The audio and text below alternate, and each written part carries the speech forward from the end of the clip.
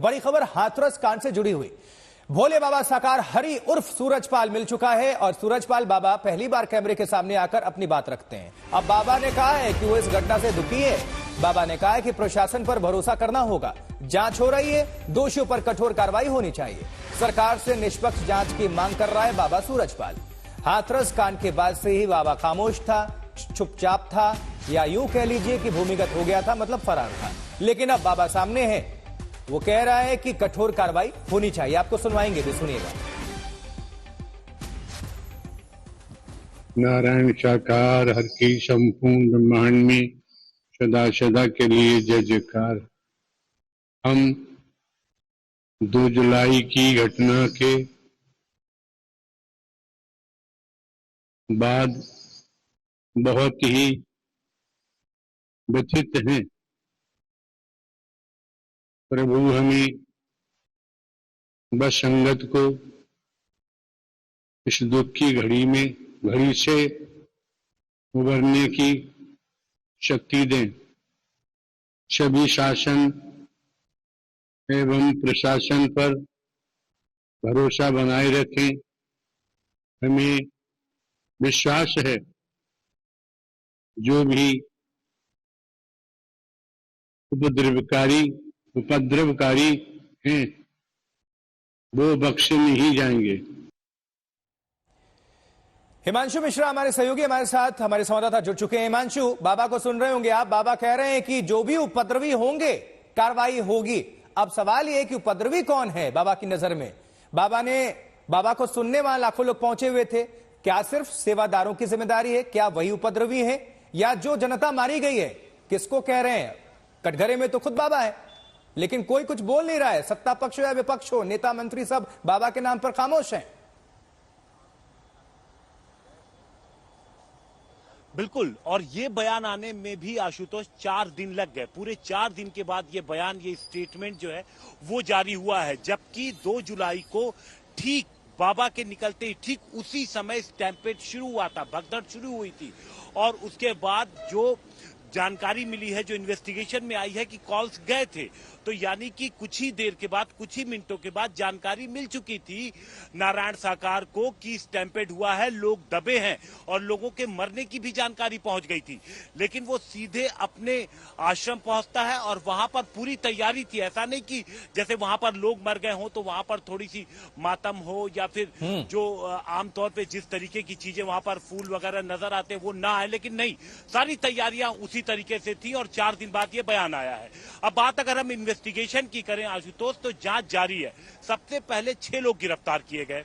ये वो 6 लोग थे जो कमेटी में शामिल थे, जिनमें 2 महिलाएं थी जिन्होंने ऑर्गेनाइज करवाया था।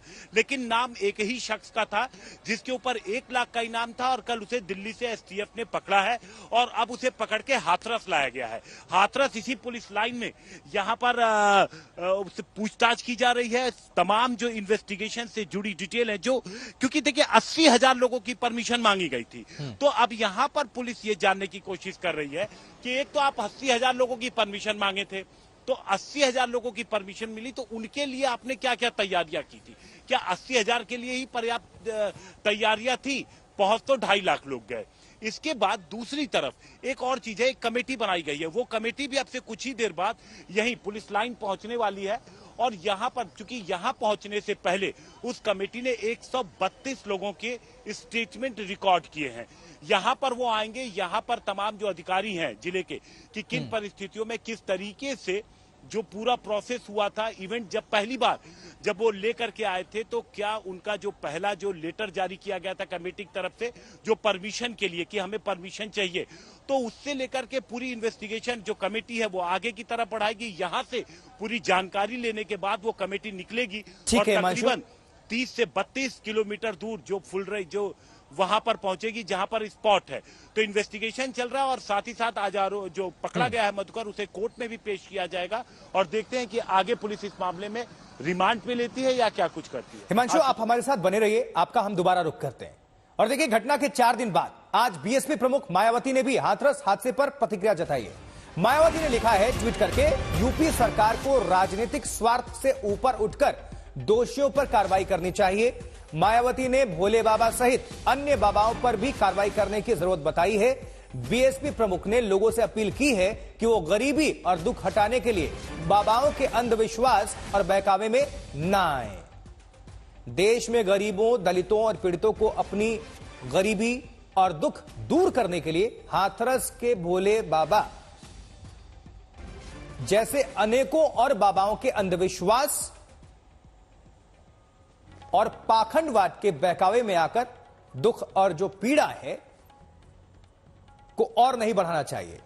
मायावती ये लिखती हैं, उनका ट्वीट थोड़ा लंबा है लेकिन प्रतिक्रिया उनकी आई है और लिखा है स्पष्ट, क्योंकि तमाम जो पॉलिटिकल पार्टियां हैं और नेता हैं वो अभी भोले बाबा को लेकर सभी की खामोशी है। और इसी से जुड़ी हुई एक और बड़ी खबर आपको दे दें, हाथरस कांड के मुख्य आरोपी जिसे बताया जा रहा है देव प्रकाश मधुकर को गिरफ्तार कर लिया गया है।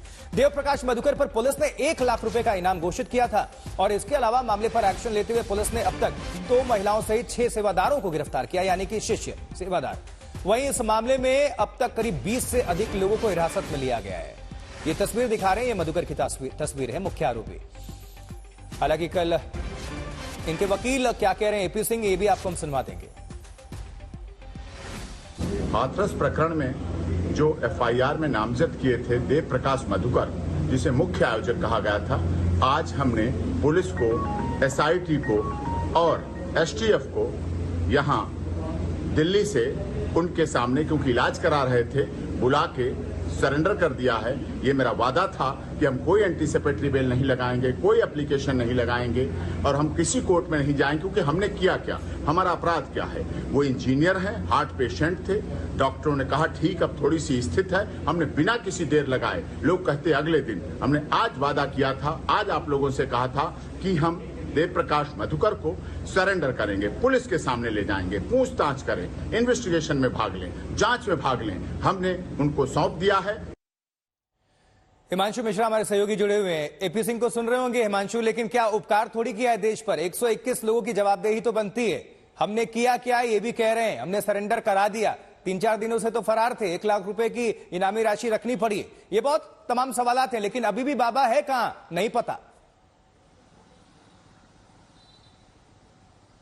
बिल्कुल, देखिए, और लगातार जो सवाल उठ रहे थे जुलाई 2 से ही, क्योंकि शाम जब से 1:30 बजे के बाद ये वारदात हुई थी, उसके बाद से बाबा के बारे में कोई जानकारी नहीं मिली।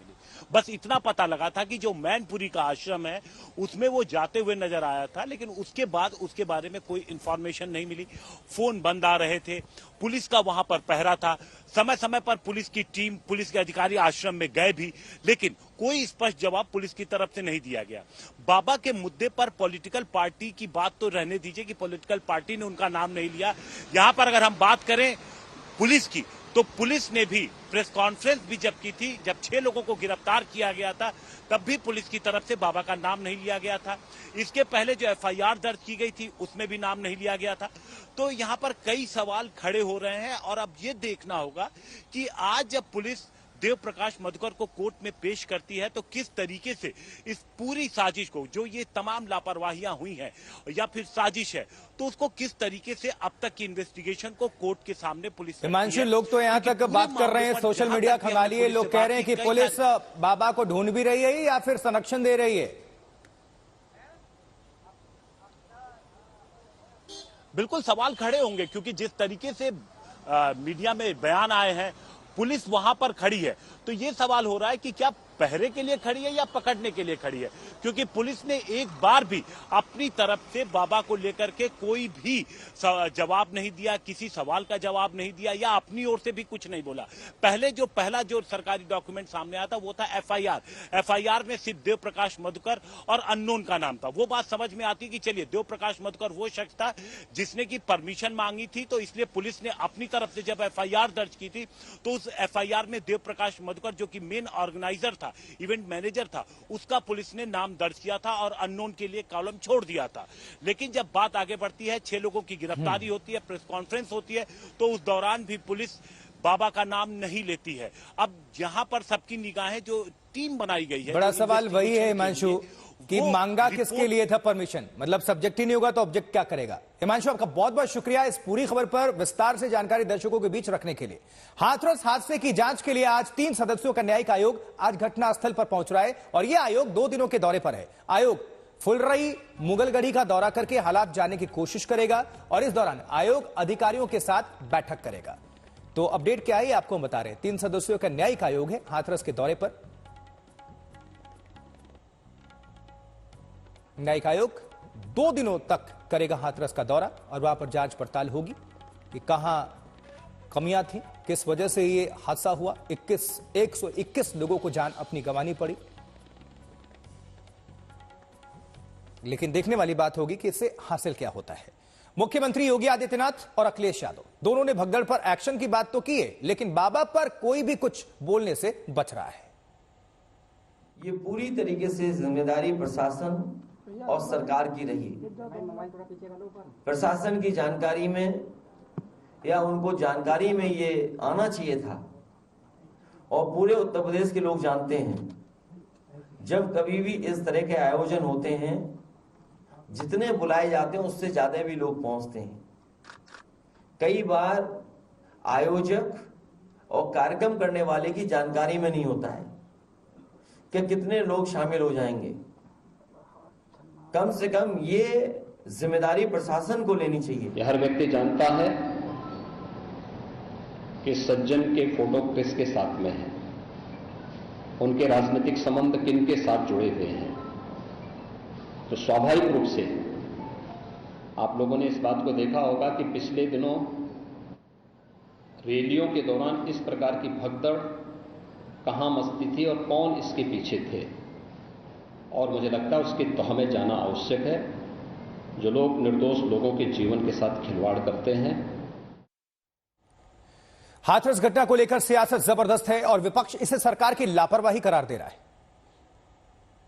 हादसा है, ये कोई डिजाइन या किसी के द्वारा साजिश का रास्ता नहीं, जैसा कुछ लोग कहने लगे।